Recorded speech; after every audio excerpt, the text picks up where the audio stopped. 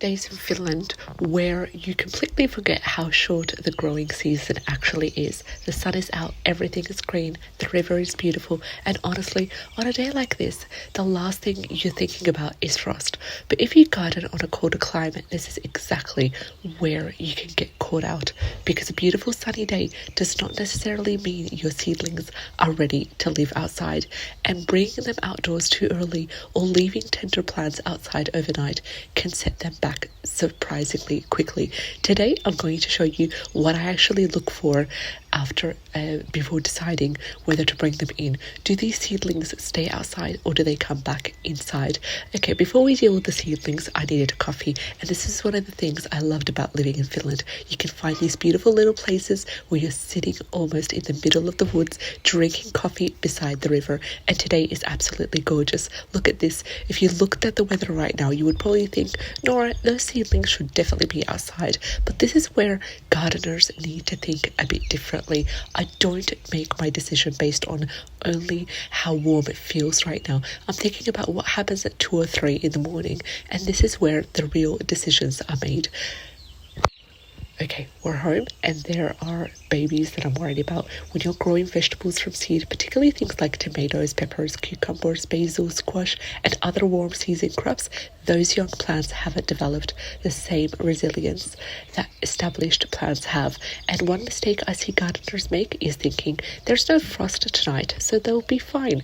Not necessarily. Frost is only part of the equation, and this is probably the biggest rule that I want to talk about. Don't check the afternoon, check the night. I care much more about tonight's minimum temperature than today's maximum. Let's use tomatoes as an example. Tomatoes are warm season plants. They don't appreciate the prolonged exposure to cold conditions. Once nighttime temperatures start dropping towards roughly 10 Celsius, I'm becoming much more cautious with young tomato seedlings, and if temperatures are heading towards 5 Celsius or below, tender seedlings are coming inside or getting serious protection. Obviously, different plants have different tolerances. Your kale is not your basil, your cabbage is not like your cucumber, and your peas are definitely not like your peppers. And this is why you can't have one temperature rule for the entire garden. And this really makes everything much more easier. I need you to be able to mentally divide your seedlings into 2 groups. Group number 1, cool season crops. I need you to think kale, cabbage, broccoli. You've got your cauliflower, your peas, your spinach, and your lettuce, as well as many hardy leafy greens. These are generally tolerant to cooler conditions, much more better. Some probably hardened off cool season plants can even tolerate light frost. Then we have group 2, which is the warm season crops. So think of tomatoes, peppers, eggplants, cucumbers, your pumpkins and your squash and your melons, as well as your basil. These are all seedlings that I baby time and time again. I don't care if people think I'm overprotective. I spend weeks growing these things, and I'm not sacrificing them because Finland decided to give me one suspiciously beautiful afternoon. So don't go grow light full sun all night outside. Here's another huge mistake. You grow seedlings inside for weeks. They're sitting comfortably beneath grow lights. There's very little wind and the temperature is controlled, and they're getting watered regularly, and then spring arrives and we think, right, outside you go. But those seedlings have basically been living in a luxury hotel outside. It's really different. It's survival training. You're suddenly introduced to direct sunlight, UV exposure, wind, temperature swings, fast water loss, and that transition needs to happen gradually, and this is called hardening off. So how do we harden off the seedlings?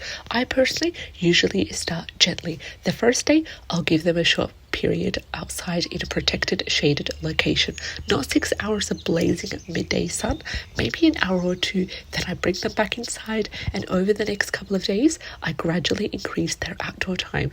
A little more light, a little more wind, a little longer outside, and eventually they'll start experiencing direct morning sun, then longer periods. And after roughly about 7 to 14 days, depending on the plant as well as the conditions, they're usually much more better prepared for outdoor life. So my tip to you, don't rush this. I've seen perfectly healthy indoor seedlings develop bleached, pale or scorched leaves after suddenly being placed into intense direct sunlight. And that's not necessarily disease. It's simply can be called sun cold. So let's go ahead and talk about the temperature, because the temperature usually gets all the attention. But I don't want you to go and ignore wind. Seedlings grown indoors often have relatively soft stems. So outside, they're suddenly getting pushed backwards and forwards all day. Now, some gentle movements is actually really beneficial. Mechanical stress encourages plants to develop stronger stems, but there's a difference between hello gentle breeze and welcome to Finland, hold on to your leaves. And if there's a strong cold wind, I'm much more likely to protect young seedlings or bring trays inside, especially if they've only recently started hardening off. So when should you bring them inside under the grow light? For me tonight, I'm bringing these ones back inside, and this is where my grow light comes back into the picture. Coming indoors doesn't really mean I'm going to put them in the dark corner. They'll still need some strong light. If seedlings don't receive enough light, they'll start stretching towards whatever light source that they can find, and that's when they get these long, thin, floppy seedlings gardeners call leggy seedlings. You don't want that. You want compact growth, good leaf development, and sturdy stems. So how close should the grow light be? Now, this actually depends on the actual grow light that you're using. This isn't one universal distance. There is some LED lights that need to be close to seedlings. There is more powerful fixtures that need greater distance. So I would just go ahead and start with the manufacturer's recommendations, then watch your plants. If they're stretching dramatically towards the light, then you may not be receiving enough usable light for your plants. And if the leaves are bleaching, if they are curling, if they're showing heat or any sort of light stress, then your light may be too intense or too close. Your plants will actually give you clues, and that's something that I've learned over the years of gardening. Don't just follow your numbers, observe your plant, and it will tell you what the problem is. I hope that you enjoyed the video.